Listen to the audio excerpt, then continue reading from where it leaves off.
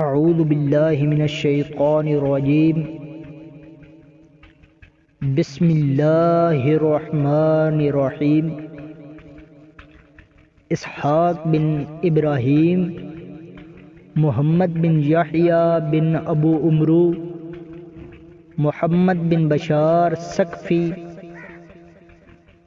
ابن ابی عمر عبد الوہاب ایوب ابو قلابہ انس سے روایت ہے کہ رسول اللہ صلی اللہ علیہ وآلہ وسلم نے فرمایا، 3 چیزیں جس شخص میں ہوں گی اس کو ان کی وجہ سے ایمان کی لذت حاصل ہوگی، اللہ تعالیٰ اور اس کے رسول اسے دیگر سب چیزوں سے محبوب ہوں۔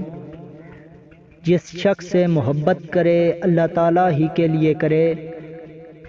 جب اللہ تعالیٰ نے اسے کفر سے نجات دے دی تو پھر دوبارہ کفر کی طرف لوٹنے کو اتنا برا سمجھے جتنا آگ میں ڈالے جانے کو برا سمجھتا ہے۔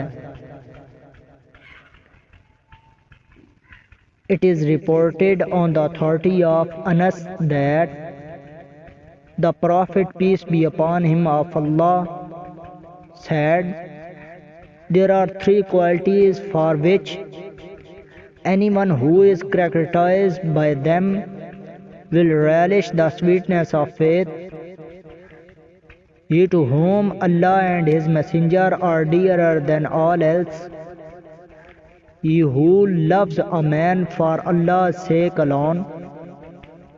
And he who has as great an abhorrence of returning to unbelief after Allah has rescued him from it as he has of being cast into